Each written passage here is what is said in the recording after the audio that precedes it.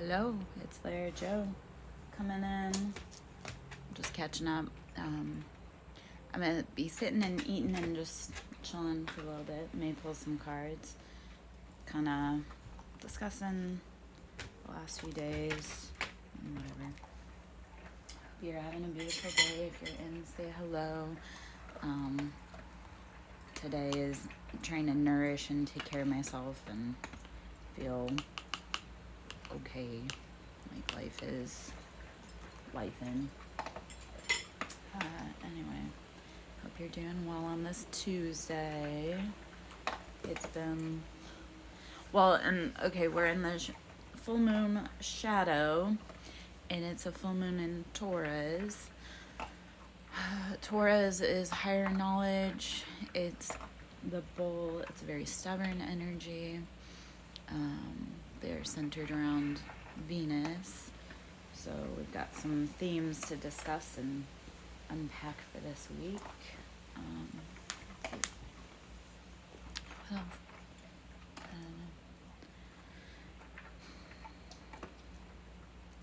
Energetically, it's been incredibly rough and challenging the last few weeks, which I think everybody has been feeling that, especially with all of the unrest. If you're saying there isn't unrest, that's okay, but we're probably not paying attention to the same signs.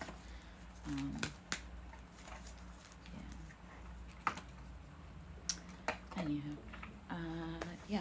so I am Lara Joe, SirenSong lover. Should you wish to come in and say hello, please do.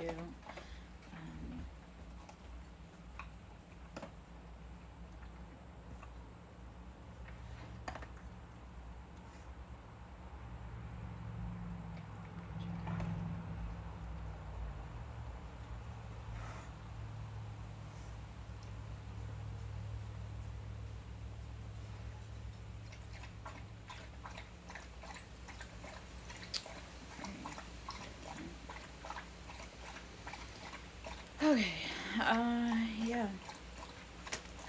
so I was reminded beautifully to rest, which is not something I do very well. So if you see me low energy, that is the equivalent of me trying to rest and take it easy. I was called yesterday, and this is very much a reality, and as much as I try to deny it, an overachiever. And that's been true to my nature in the work life, that's been true to my nature in my soul life, that's been true to my nature in everything. So if you see me going really slow, this is actually me pushing myself when I'm not feeling spectacular, and yet that's who I am and what I do. Anyhow,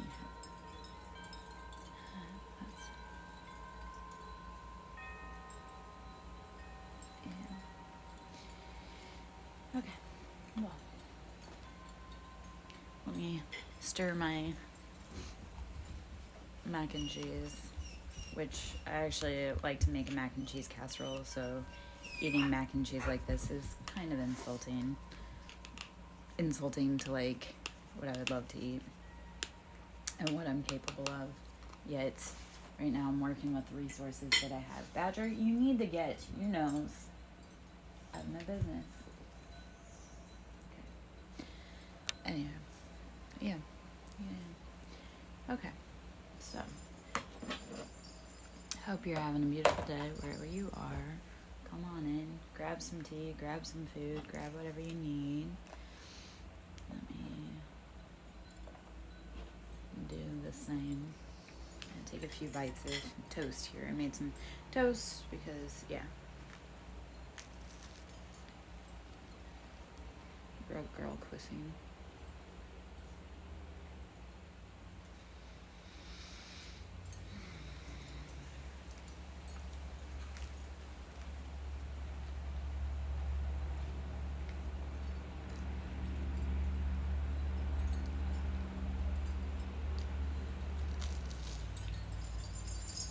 Ooh.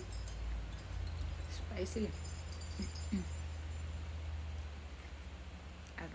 pepper jelly, which I bought forever ago, and it's been sitting there forever, but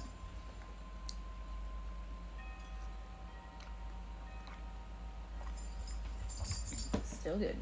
Okay.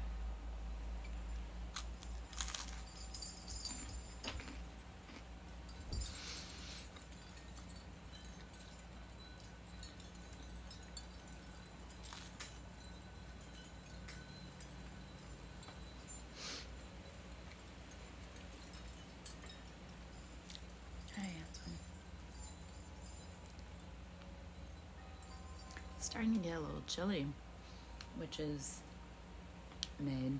I don't like cold weather, so.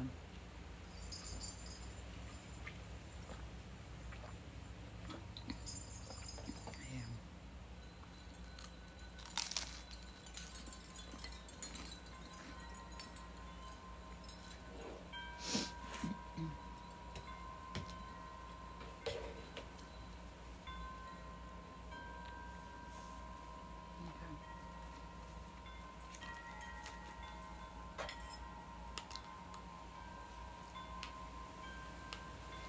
I haven't had mac and cheese in a cup in a long ass time.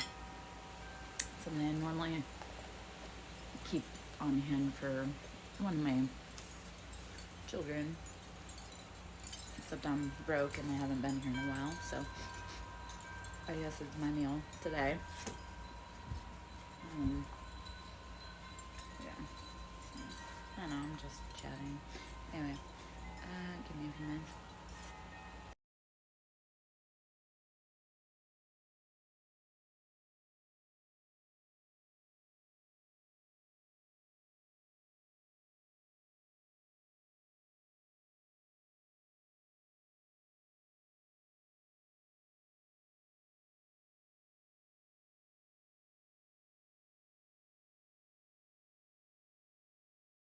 Hi, Ira. How are you doing, love?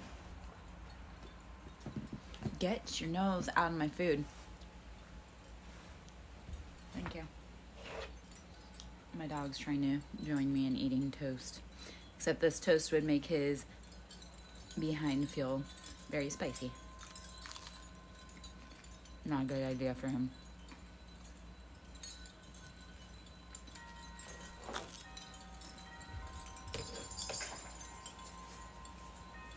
Okay, so tell me. Well, we'll ask tomorrow, I guess, if I see her. How's the West Coast, I guess? And what type of school are you in? I guess, because you always talk about doing homework and papers. What kind of school are you in, man? Cool.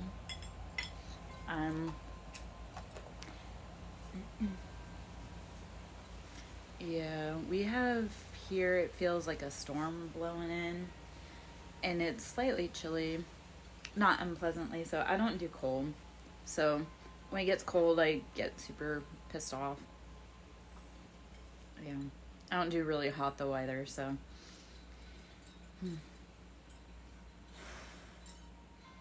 Okay. Cool. Cool.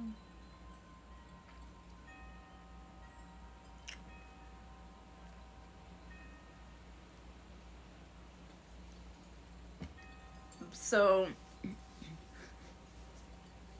on TikTok, I saw someone doing kind of like what I do. And I was like, this is very eerie.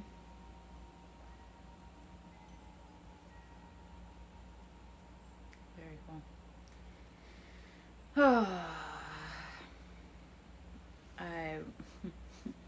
It's been a hot minute since I've been in college, but I kind of missed it. I kind of don't. I don't know.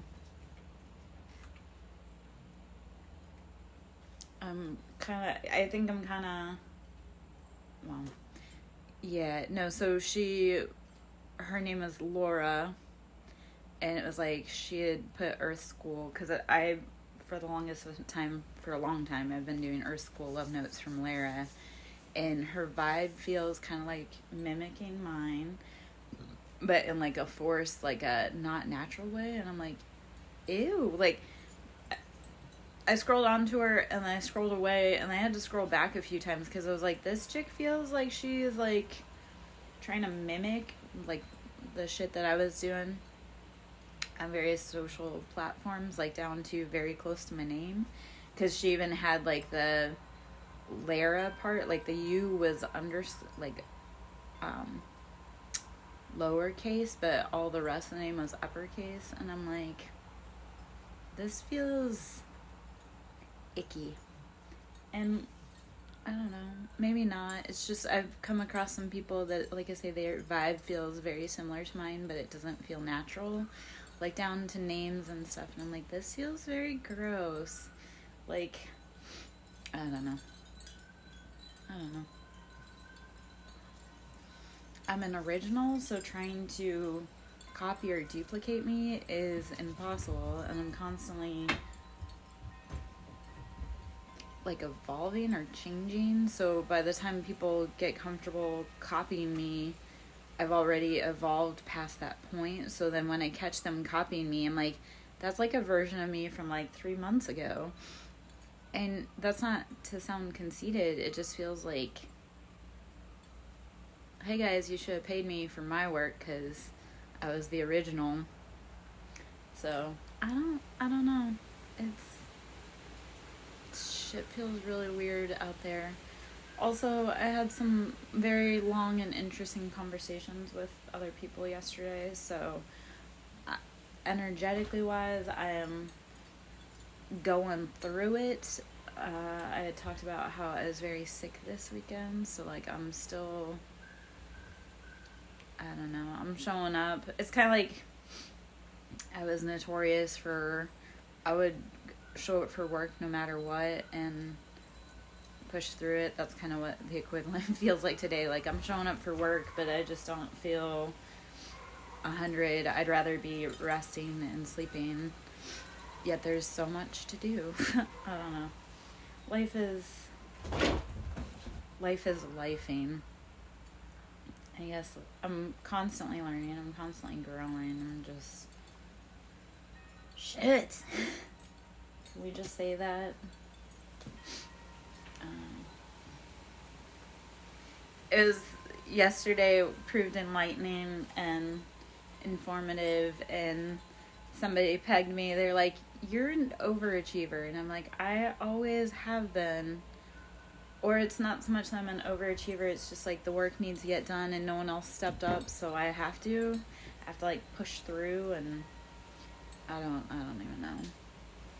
I guess the frustration with people copying my work is I'm not getting paid for the work that people are ripping off and taking and copying from me. And that's the frustration too. Like I'm over here scrounging and starving while other people are getting farther off of fake work. It's icky. And I know I've spoken on that so much. It's just, I'm really tired of it. I'm gonna drag something up though, like for my past situation with the mama who didn't have any goal or drive, and then all of a sudden she has this business idea and funding, and now she wants to buy a house and put tiny homes on it. She wants to start a food truck, yet she can't cook, and yet she's also being funded for that. So I'm like, how are you going to start a business when you have no idea how to run a business? Not that I do, but I've been hacking at this a lot longer than her. You're going to start a business for a food truck when you can't cook.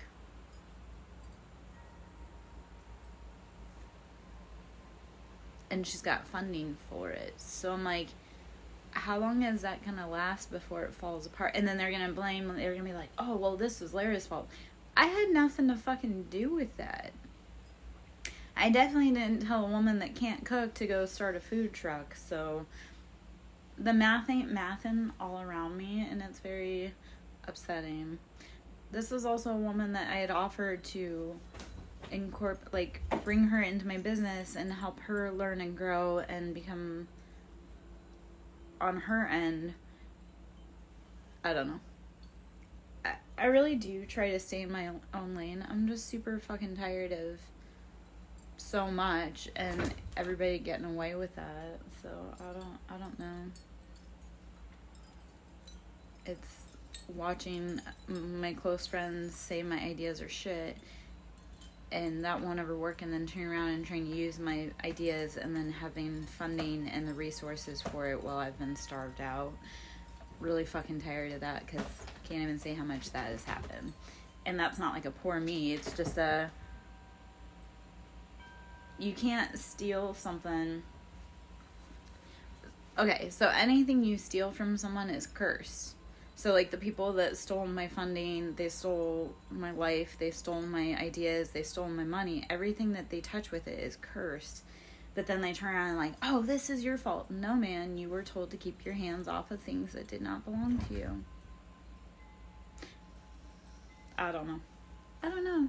And also, I have a lot of people wanting to take credit for where I am, but they were never actually here to help do what I'm doing. Like, they want to take my ideas, but they didn't actually do the work to get there.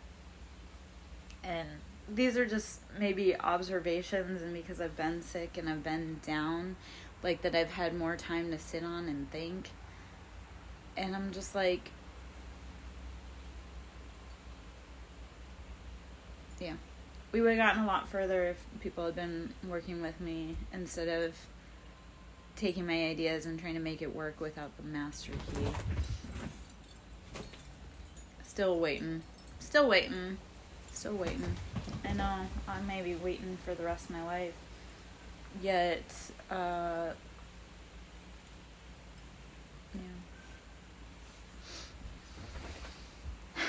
So that's just my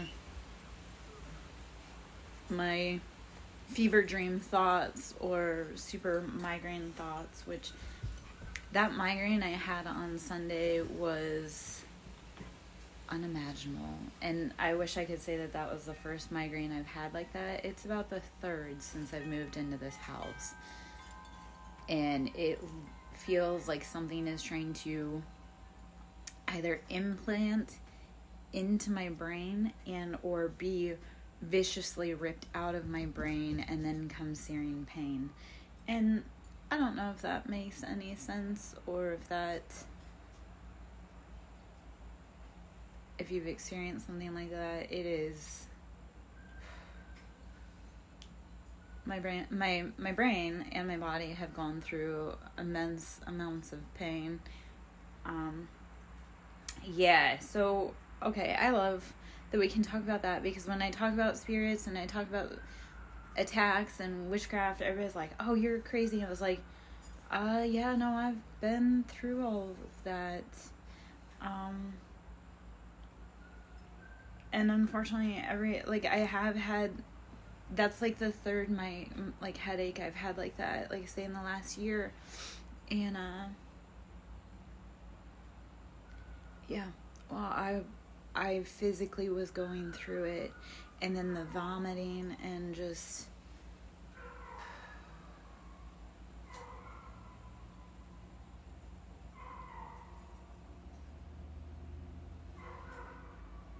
it's unimaginable.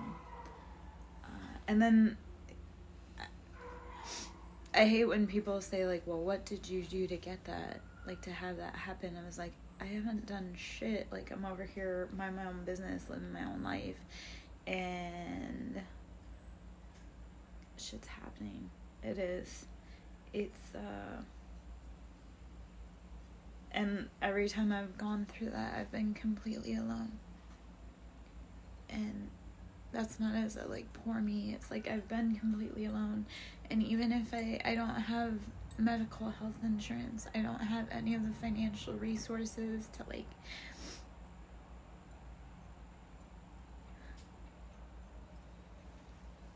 I don't have anybody to help. It's just tired.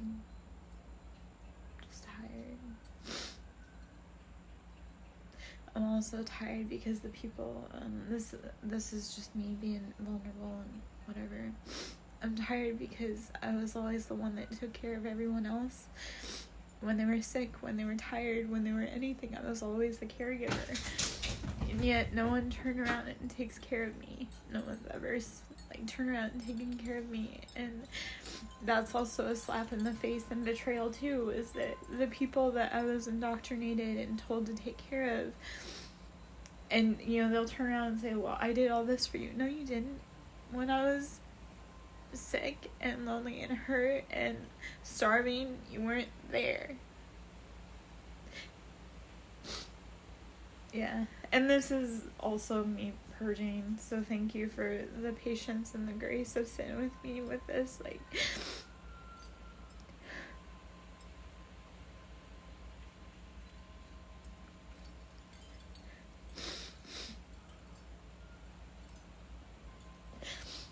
Thank you.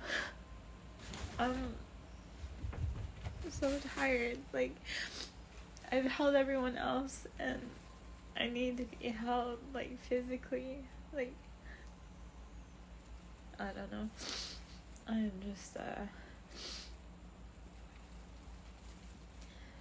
going through it, and I fucking hate it. I also hate going,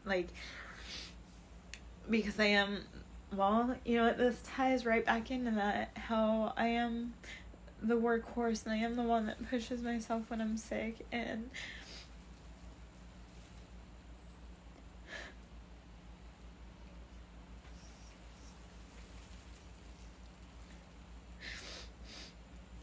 yeah. And I love how Spirit will sit you down. It will make you really sick so that you purge and you feel your shit. I'm just, yeah, I'm tired. And like I said, I'm tired of going through it because other people are sending it. Because I'm like, I'm not sending this shit. I didn't ask for this shit. This is, a whole group effort. And that's also, I probably have such a strong work ethic. I'm actually, my mother, who I've talked about, but I was the youngest of 4, and drastically younger. And my mom used to say, oh, you were so lucky you had 5 parents growing up. No, I had 5 people who were old enough and competent to help me, and when they didn't, as a little tiny girl, I had to figure it out on my own. I had 5 times to be bypassed for help. I had 5 times to be rejected and told no when I absolutely needed help, only to try and figure it out on my own, without the tools, without the knowledge, without the resource, without the help. And then, give me one moment, and then when it got fucked up or I did it wrong, then being told, well, you fucked up, and it's where were all those competent people to help me? Why was I left alone as a little girl to figure it out on my own? It's probably also why I'm a fucking overachiever. Because I had to... the people that were supposed to help me didn't. They actually made it worse. It intentionally felt like my family withheld help and resources, and they're still doing it to this day, and then they block all the channels for people to help me and assist with resources.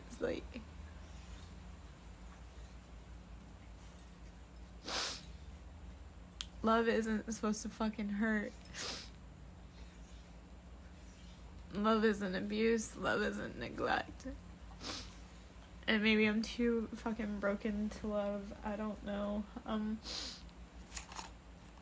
Yeah, I didn't get this way on my own. I got this way because of a broken family dynamic and system that they keep clinging to and perpetuating. Shit. This isn't meant as a for me. It's just, again, feeling my fucking shit, because I'm tired.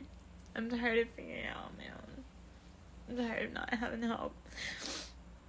It took being a full-grown adult in this age to realize, I wasn't ever meant to do it alone. So why did I have to? Why did the men that were supposed to protect and provide and lead me, why were they the ones that actually were hurting me the most? we can say it's broken patterning, it's broken dynamics, it's broken childhood and family, but when am I allowed to ask for help? And the other part, because we live in such a fucked up society, they say, oh, all you have to do is ask for help, but then when you ask for help, they actually do put you in a worse position, and then they condemn you, and they look at you like you're a piece of shit.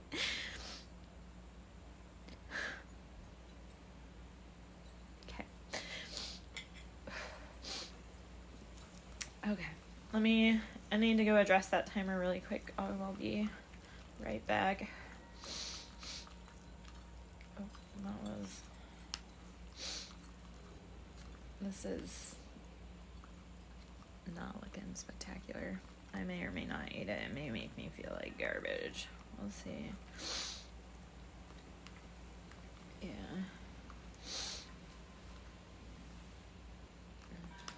That looks disgusting. Let's see. Hold on. Okay, I'll be right back. Give me a minute.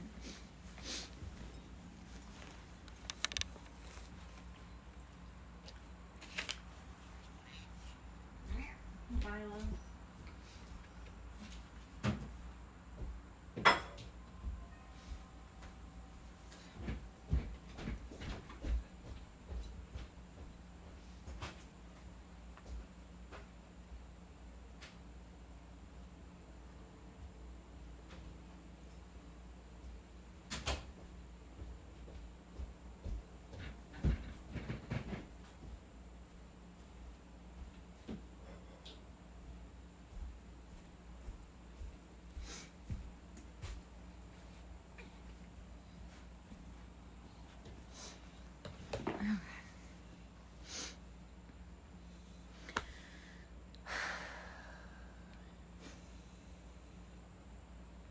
The family intentionally not helping or putting me in compromising positions, I do actually have receipts and proof on that too.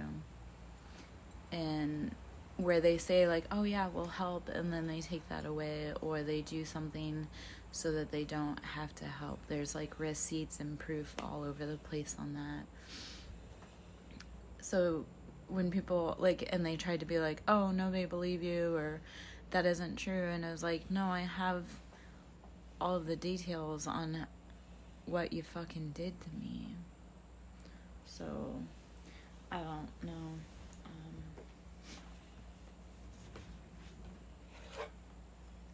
And because they like to do a lot of digital shit against me, there's proofs and receipts all over the place for that too.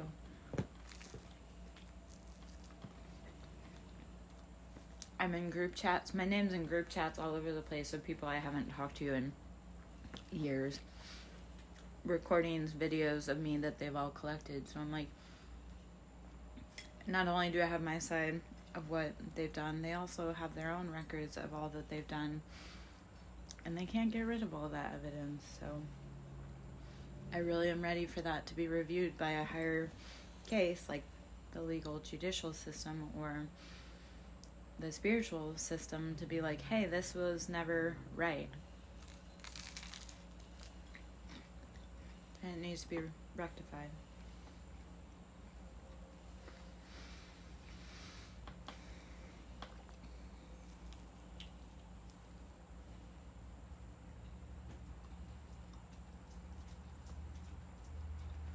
Thank you, Abel, for covering me, man.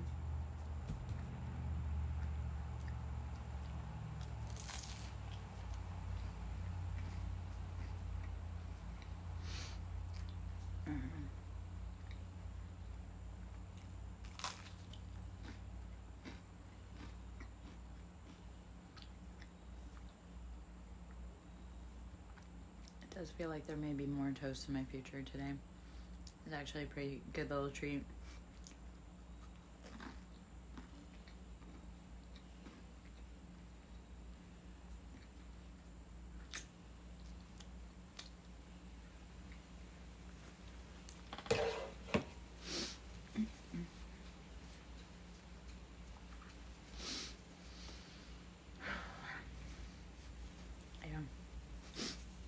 That was, my gosh, when I went to the store the other day to it was like I barely have bread.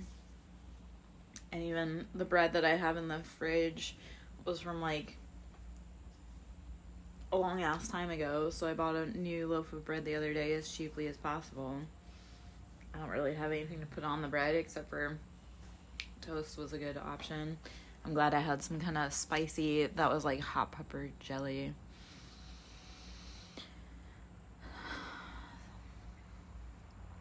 I don't know. It's better than not a damn thing.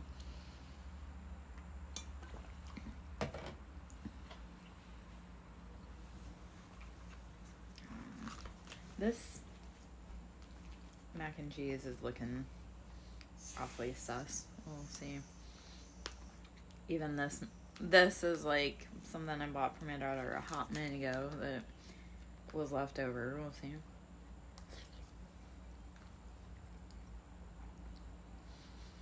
That's part of it too. My family is over there talking about how they're eating good. They're out doing beautiful things. They're going to steakhouses, and I'm over here eating ramen and toast and mac and cheese because that's what I can afford. I am really freaked out. Like, my dog's almost out of food, and I'm like, don't know where I'm gonna get dog food, and that all seems just whatever. My family gets to live a beautiful life off of me in the houses that I built and the dreams that I built for them while I'm left to starve.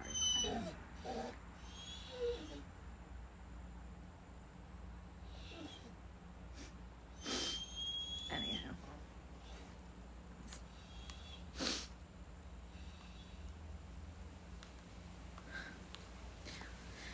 Oh.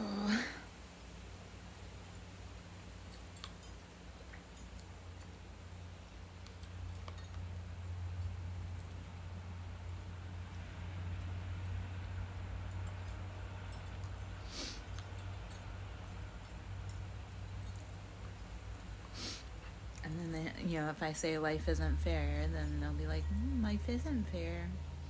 That's life. And I'm like, yeah, because you guys rigged the game in your fucking favor. And these are people I've tried to get the fuck away from. So they don't take the hint. They don't care. They just keep violating boundaries. So.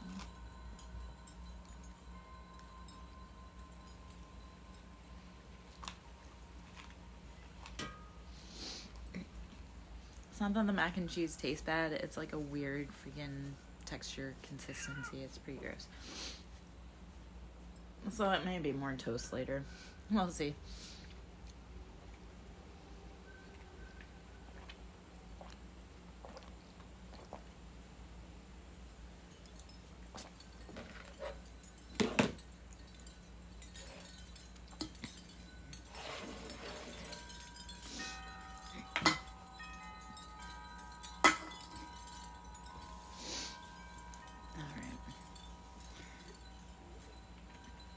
I feel bad for like my neighbors' dogs. Like their dogs are outside dogs. And I went to go for a walk today, and they have one of their dogs locked in a kennel outside, and with something like it looks like a mattress over the top of it. And I'm like, this poor fucking dog. They have like 3 dogs, and they're all like, sometimes they chain them. A lot of times they just let them run free. This one, like I say, I noticed today that it was in a heavy duty kennel that was too small for it, with a mattress over the top.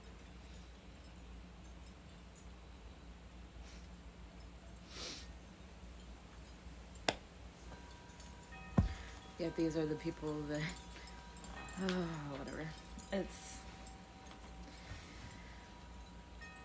of course, this was also the neighbor that I didn't know it at the time, but when I first moved in, like, the wife was pregnant, and on Mother's Day, like, I thought the cops were gonna get called for domestic violence because the dude was screaming and throwing a fit and slamming shit around. And it was like, no, I've seen this play out with one of my girlfriends on Mother's Day. Like, the father of her child had, while she was holding him, he pulled a gun on her.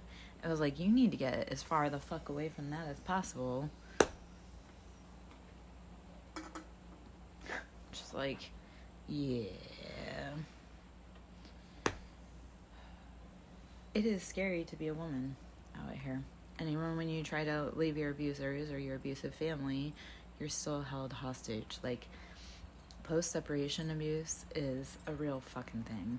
I can speak from experience because I've been trying to get away from my family and my ex for years, and they're still harassing me.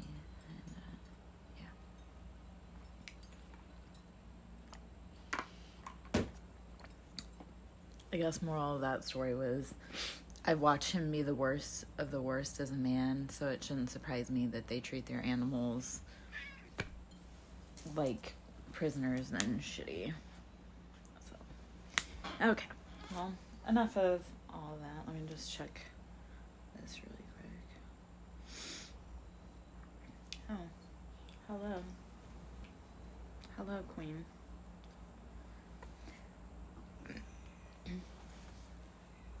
Hey, no. Thank you. I know you want mac and cheese. That's not for you, sister.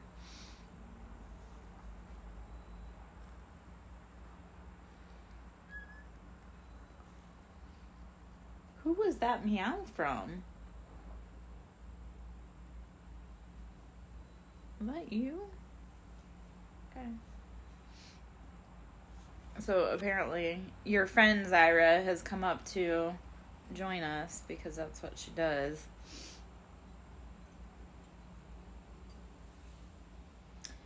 Yeah. Miss Tails.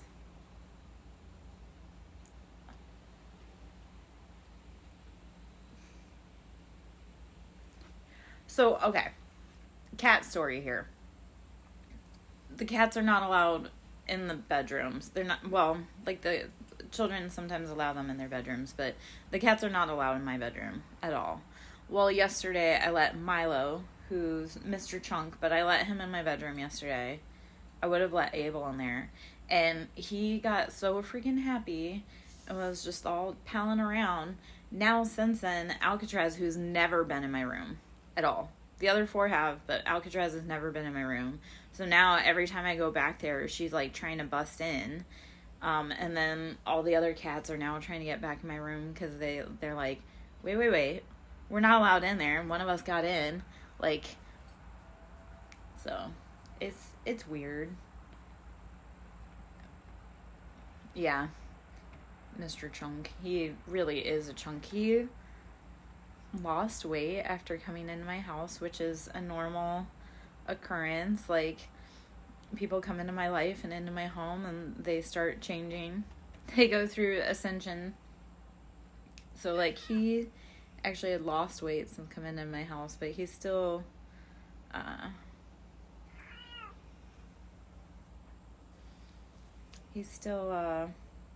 chunky. He's like the mountain of the cat. He's like the old tomcat. So when he came in with the boys, and the boys were still kittens when he came in, he used to get so pissed off. He was like, get off my lawn, kind of an attitude. He still is, but he's gotten a lot better about it. And he definitely didn't like girl cats at all. So he's come a long way because he and Alcatraz kind of cuddle now. And when I brought Bobby home, the baby, Bobby, she jumped right out and like tumbled him. He was like looking in that box like so excited, like, what's in there? You got a baby for me? And she totally, and she's a tiny cat because she's a tiny cat. And she completely toppled him, and it took him, they still fight, but it took them a long time to come together. So, yeah. I don't let the kitties in my room, but yesterday was a special occasion, and then now they're all trying to be like, what do you got in there, Mom?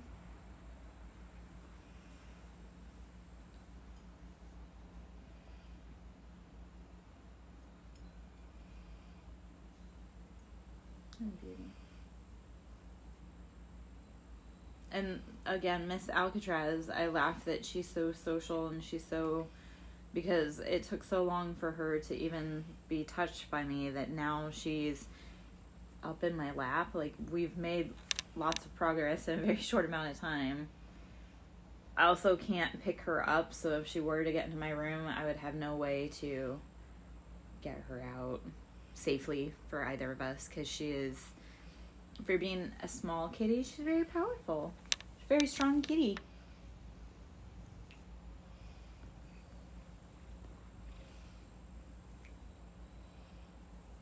I love that she's all up in the biz, like she's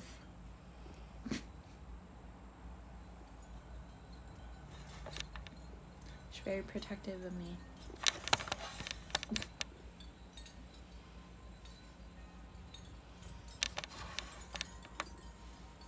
And now she's adjusting camera angles, so I don't even know with this one. When I first adopted her, though, it took her 3 weeks before she came out of like seclusion, and then it took her another full week before she was kind of acclimated with the other cats. And then petting her. So the irony, I used to have a black kitty, all black kitty, and she was my first ever female cat. She was my first ever black cat, well, black female cat, but I had adopted Abel before, but I never had black cats.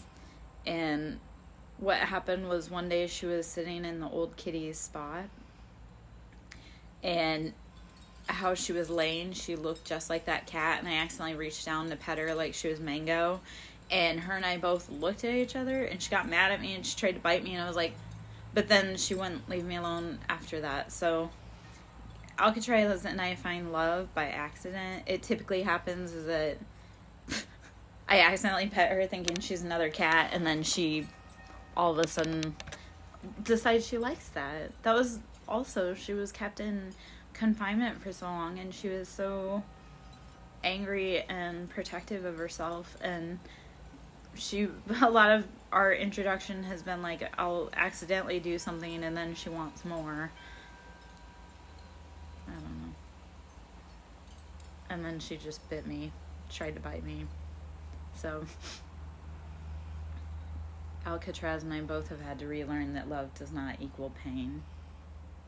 Yeah. I'm a very bitey person too, so it shouldn't surprise me that she tries to bite me all the time. It's just, she's the only kitty that does that to me. She's the only kitty I allow to do that to me too.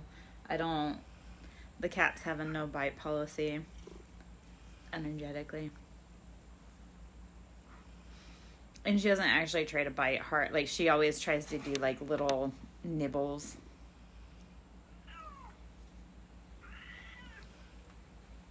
Yeah.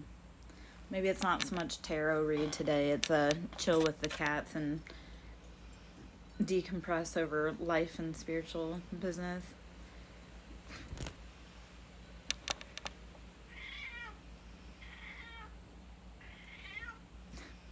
If you can't hear Crybaby Milo. Crybaby Milo. Okay, well. You know what, Miss Alcatraz? Oh, okay, well. Do you like it or do you not? What's your major malfunction, kiddo? Okay. We'll pull out the cat tarot. Hey.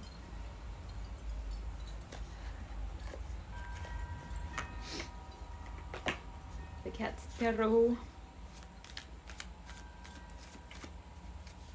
Let's see what the general energy is that we need.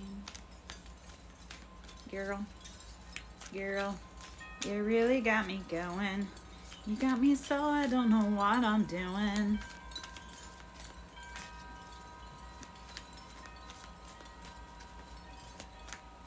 So Also, I always love when there's no wind and the chimes start going. I was like, ooh, what spirit just entered the property there?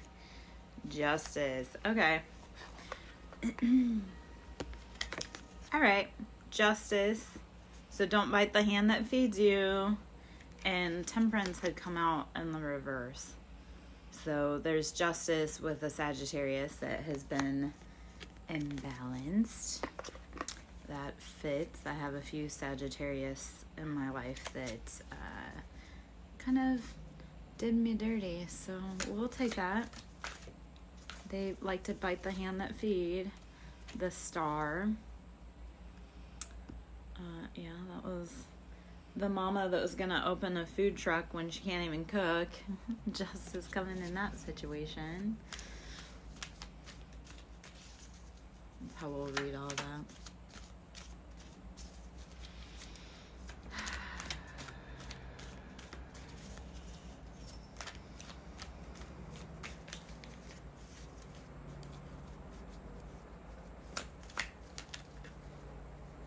Zyra, you ever notice how the cats will forewarn you of stuff coming before it happens? Have you ever had that happen? The Tower. Okay, look at the Tower for the cat tarot. I love it. And because we are in Scorpio season, everything must go. No one can stay on the Tower. The foundation is too faulty. Yeah, so,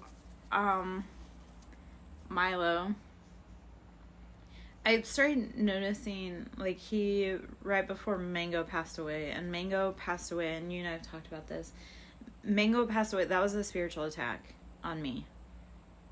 That was witchcraft, a spiritual attack on me. And before that, like a few days before that, Milo had been laying in front of the door as protection. And at that point, he hadn't really laid in front of the door like that. Yet I noted it, and then she passed. And I was like, yeah, no, he knew that there was harm coming to my front door. I was thinking about that because he's sitting at the front door. And yes, I have squirrels out there, so the cats love to watch the squirrels. But Milo is intensely looking out to the road. And I'm like, I know there's a visitor coming, like, he can sense it, he's predicting that, but I'm like, who's coming? Justice is coming. He's waiting for it, he's watching for it. Okay, so 3 of Wands, we've had that unsteady foundation. Knight of Pentacles in reverse, so our finances have been blocked and they've been slow. And Ace of Wands coming with that $1 million idea. We're getting that payoff, that fun, that spark of passion. So beautiful.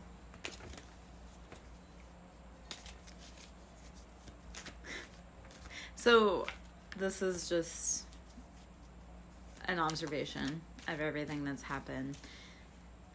Because everyone wanted to stop my progress, so all I have is to sit around and think about life and observe. So the people, and because I'm an overachiever and I can't fucking sit still, so they thought they were punishing me by making me sit still. I was like, no, man, you just gave me all this time to put all the pieces together. I'm like, if you guys had thought that through better, you would have given me a lot of business, you would have made me super busy doing other things, and you would have gotten further. But since you made me sit in time out, all I have is time to think and come up with ideas. So I don't know. I had spoken on that the other day, how like my mom used to punish me by putting me in isolation, and when that used to be a torture as a child, and now as an adult, it was like, no, man, I'm always moving, constantly going. So to put me in the isolation means that I can hear the voice of God. I can hear the voice of God. They didn't really think that through. The Hermit. I love that. Okay, so the Hermit is going within to find the answers. It's tapping into what we need to heal. Hiding in our bag to be able to pounce on what we need next. So, like, I've spoken the other day how our childhood tortures, like naps and spankings, we hated, and now as an adult, I'm like, nap, being sent to my room and being spanked, like, sign me up. So I've got, like, kind of the nap. I've got the, go to your room. I just need the spankings. But like I said, as a kid, those are things that we absolutely hated, and as an adult, I'm like, don't threaten me with a good time. Put me in my room to read a book, like, that's a good deal. Although right now, being sick, finances being fucked, I do have a lot of work that I need to be doing, yet not able to do. So Three of Swords. Three of Swords. People have been playing games with our heart, mind games, and it's time to be done. It's fucked up. No more.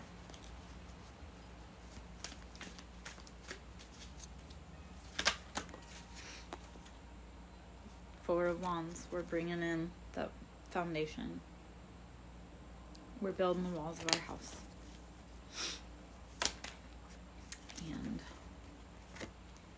the Chariot in reverse. So we've been put in a stall. Like, we aren't having that fast moving forward motion. So it's time to assess and take stock of what is going on.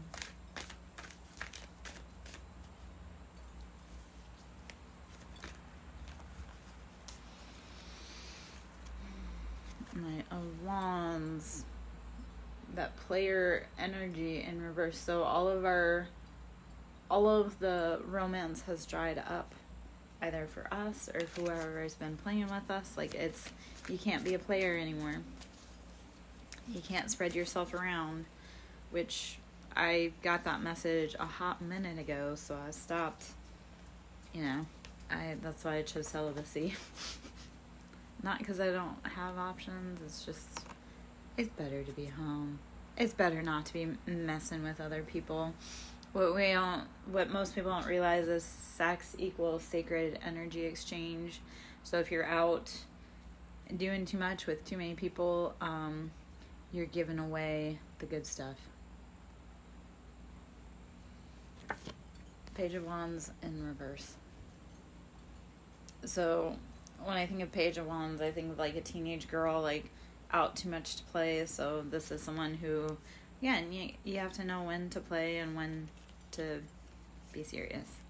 All these cards, the cards are all discombobulated, which is fine. Maybe that's the whole point. Everything's in reverse right now. Everything's in a stall. Everything's on its head upside down. Six of Swords.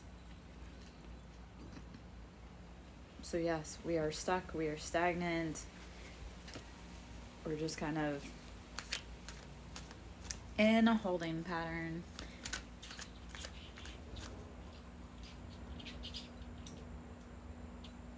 And apparently losing our mind. Okay.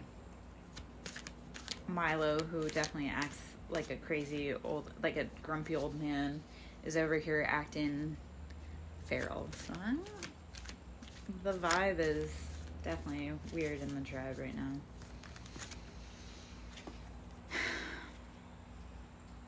Seven of Pentacles.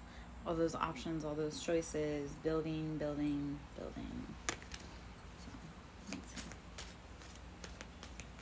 Knowing which seeds to plant, which ones are going to grow, which ones are not.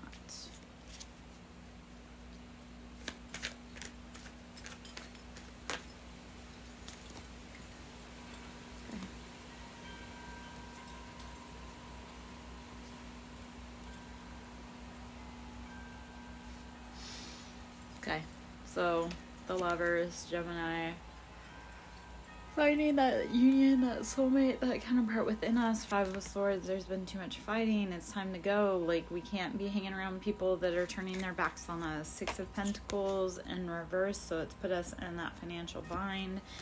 Page of Cups, dealing with people that are emotionally unintelligent. They have the intelligence of a toddler, so we can't keep playing with them. The Sun, So the sun is coming out, heavy Leo energy, like happiness, and the star in reverse. So anyone who has been giving main character energy, yet they're not in our lives, are being put in their place. Let's see. What else? Yes. The Queen of Wands in reverse. So, Queen of Wands in the reverse. Let's talk about that. That's like a woman who... she's like stuck in the... it's not a good energy. I don't know how else to say that. It's just that fiery, but fiery in the worst possible way, and not getting justice. So justice in reverse for the Queen of Wands. Yeah. She played too much where she shouldn't have. She didn't get the happily ever after she tried to take out someone else's family. Just like the star in the reverse, they don't get to have a happily ever after they tried to hurt other people's families. Six of Pentacles upright this time, so it's our finances are coming together and they're building. Okay, let's see if there's any other cards in here. I'm gonna switch decks. Okay, well, Queen of Wands came out in the upright, or kind of in the sideways position that time. So we are restoring. I'll just take that as we are restoring.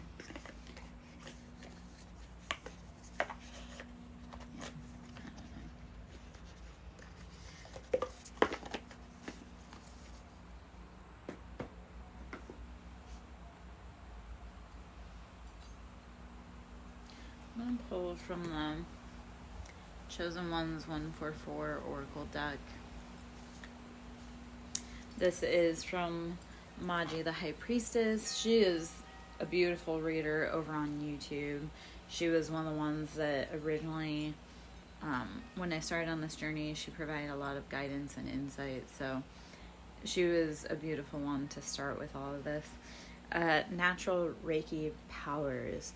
So if you're in the collective, or even if it's just for me, we have natural Reiki powers, tapping into divine source to be able to heal.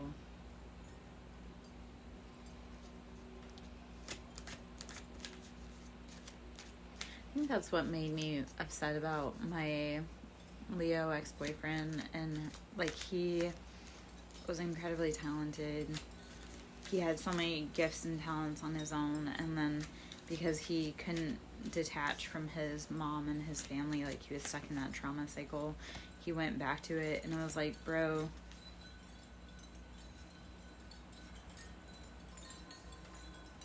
I don't know. Starseed, we are not of this earth. We were sent to help evolve and grow.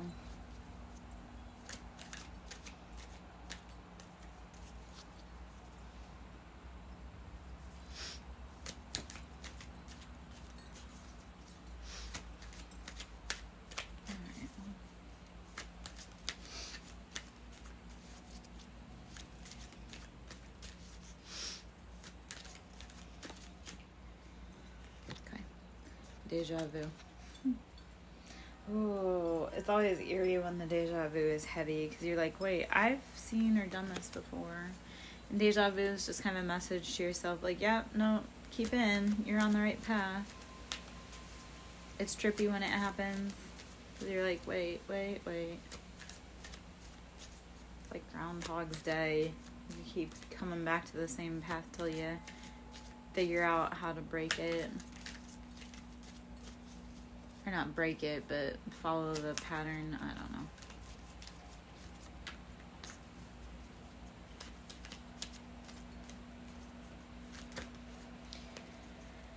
Alright. Deja vu. Divine protection and intervention. Even on this path, even if we've done it before, we are provided, protected by the divine so that we achieve our mission. That's also part of the hard part, is being brave enough to stay in to achieve the mission. So,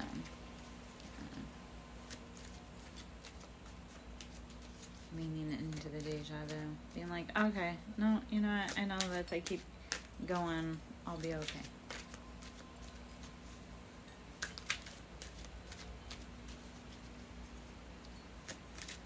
It's like that,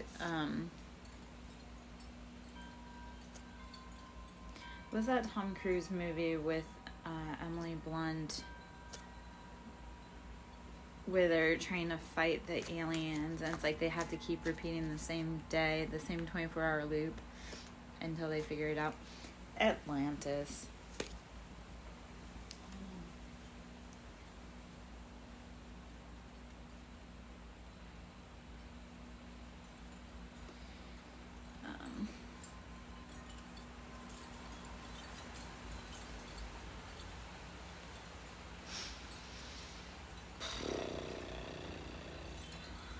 I'll tell you. So there's some, I'm not like a huge Tom Cruise person, although I love that as soon as I bring up IMDb on the front, Tom Cruise.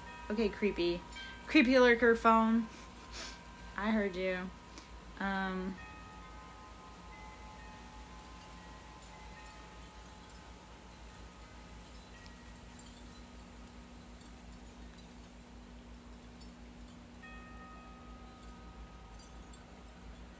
Edge of Tomorrow. Edge of Tomorrow with Tom Cruise is and Emily Blunt, and then Oblivion is another good one. But Edge of Tomorrow, it's like they have to keep repeating the same day from like almost like a modern day. It was in 2014, but almost like Groundhog's Day, yet with aliens, and how he has to keep repeating it and dying until they figure it out. So yeah, if you want to check out a good sci-fi movie, Edge of Tomorrow is a good one, and then Oblivion's a good one, another alien movie, and then these are all obviously post like apocalyptic. Maybe they're just training us so that way when it happens we know how to crack the code. Let's talk about some tinfoil hat shit right there.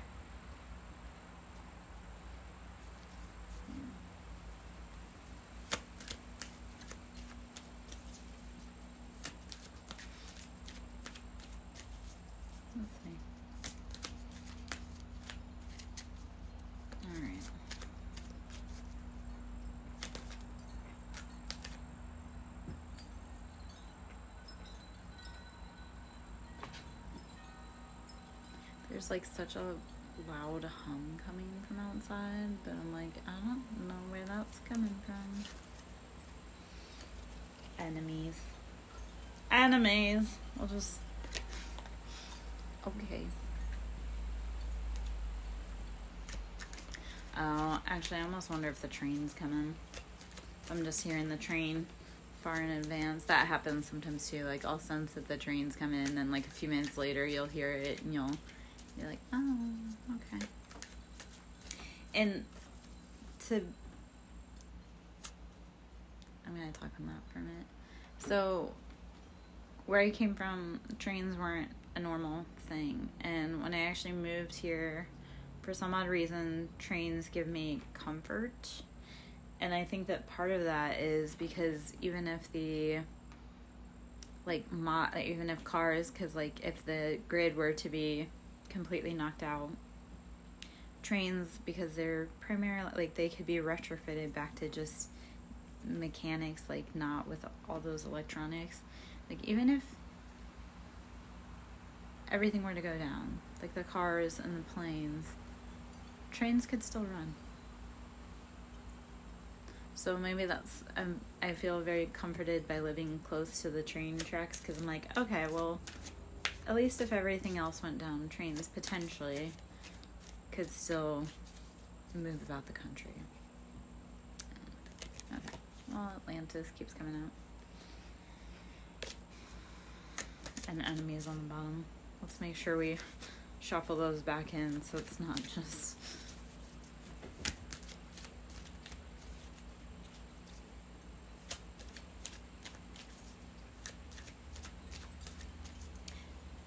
Maybe I love trains also because I'm very old school in a lot of ways. Like, everybody's so technology based. And I was like, and what happens if technology were to crash? How are these kids, I've said that, like, how are you kids going to live in the world if technology goes down? Like, you don't know how, yeah.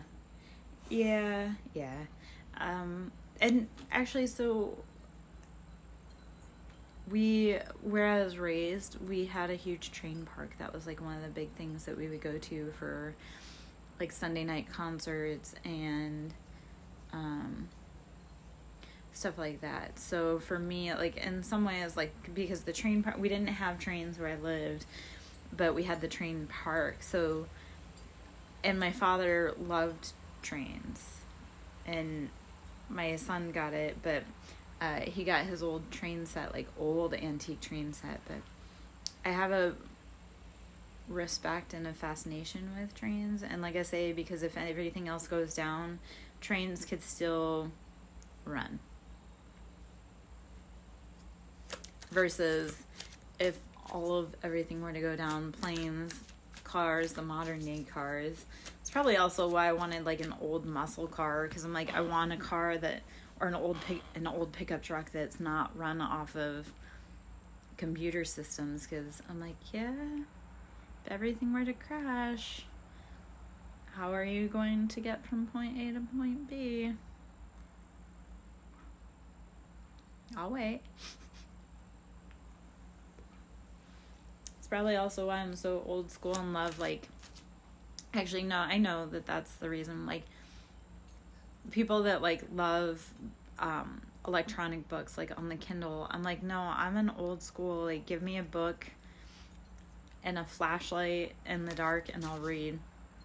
That goes back to childhood, though, and that also goes back to, like, when I moved into my house,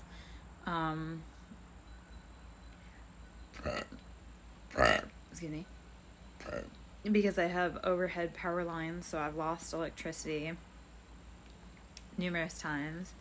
I've also, internet's super unreliable out here, so I'm like, if the electric and the internet were to go out, and that's something with my kids too, is that when the power and the internet went out, they called their dad immediately, like, come pick us up, we don't know what to do. And I'm like, grab a book and a flashlight. Grab a book and a flashlight and hunker in. Grab a candle, hunker in. Like, you'll be okay for overnight without electricity. That's probably also my childhood showing. No, like, we had horrible electricity in the house I grew up in, and it would go out often. We would have bad storms and we wouldn't have electricity. I was in the desert during the summer, so it was always like balls ass hot, but it was like, okay, this isn't the end of the world. Yep. Yeah. Play outside. Well, they hate being outside. They hate anything with nature. And yeah, no, I'm, like I say, I like the simplicity. That's probably also the saddest part. When I quit smoking cigarettes, and I quit in 2013, smoking cigarettes, and that used to be the only time that I would actually get some kind of peace and to be able to read a book. I would literally take my book and go sit outside and read and smoke a cigarette, and that was the only time I would get any type of peace and alone time to be able to enjoy. So I'm very much an old school soul.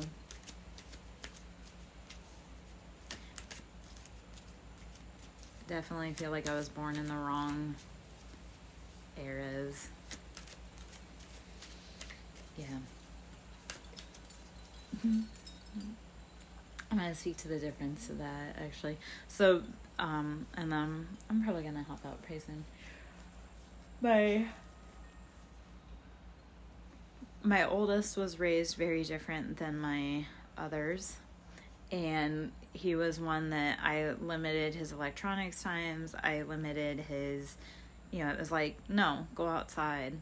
And while he hated it as a child, And okay, so this is funny how it goes back to, remember I said like the things that we hated as a kid, we now value as an adult.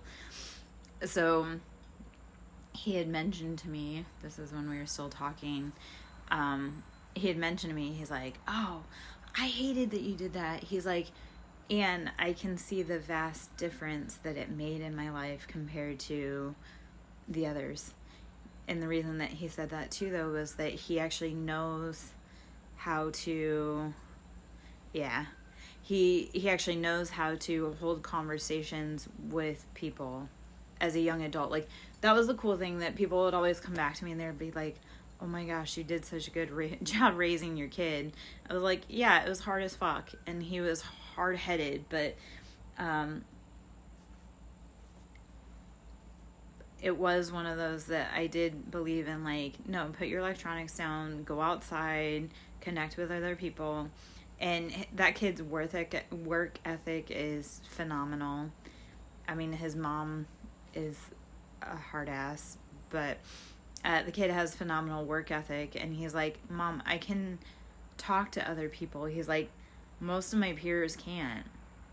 He's like, I see it with the younger siblings, is that they have no way to communicate or work with others. And he's also like, their work ethic is, they're so lazy. And I was like, I know, right? Like, you hated the fact that I limited your exposure to electronics, and you hate the fact that I made you actually do stuff. But now, as you've grown up, you've realized the value in the lessons that I tried to teach you. I was a big one, Zyra, with my kids especially. I wouldn't let them watch TV before school or play on their phones, and they would get mad about that. But I was like, no, because what always happens is they're too busy watching TV and they don't actually get ready on time, and then I'm left scrambling to try and cover their ass. And the ones that are allowing them to do what they do now allow them to do all kinds of questionable stuff. And I was like, no, there was a reason why I had those values. Just like there was a reason why I didn't want my children on social media. And I've watched how that's completely like worked against them. And I'm like, yeah, y'all thought I was old school. There was a reason. There was a reason why I didn't want you on Snapchat and TikTok and Facebook and Instagram. And at least until you were older. Well, nobody listened to my concerns. Like, my kid I know that they're talking to men that it's inappropriately aged. And yet, because I have no say in their life and they're allowed to do whatever they want, I know my children are doing awful things that they shouldn't be. And yet, no one listens and no one cares. And I was like, yeah, this is not going to end well. Yet it's okay. The other thing, like, one of the values that I had with my son, and I know he hated it when he was a teenager, yet I very much was like, I wouldn't let him work during the school year. Because I wanted him to be able, and not because I felt like good grades were the end all be all, but it was like, I want you to focus on getting through school. I want you to focus on being a teenager, not worrying about working, because when you're past the point of teenageness, you're going to have all that time to work and to pay bills. But while you're in high school, and like I heavily subsidized like his insurance and his gas money and all of that, like we took care of it. And especially because he was a boy too, he was a little slower. And I'm not saying that to be cruel. It's just like life was different for him. That was one of the things that I fought for, I pushed for. I worked harder so that my son didn't have to work as hard while he was in school. Like, I made it very much so that, and by his senior year, yeah, he was actually working during the school year, except for it was done after much consideration and heavy, like, making sure that he was emotionally and mentally mature enough to be able to handle that responsibility.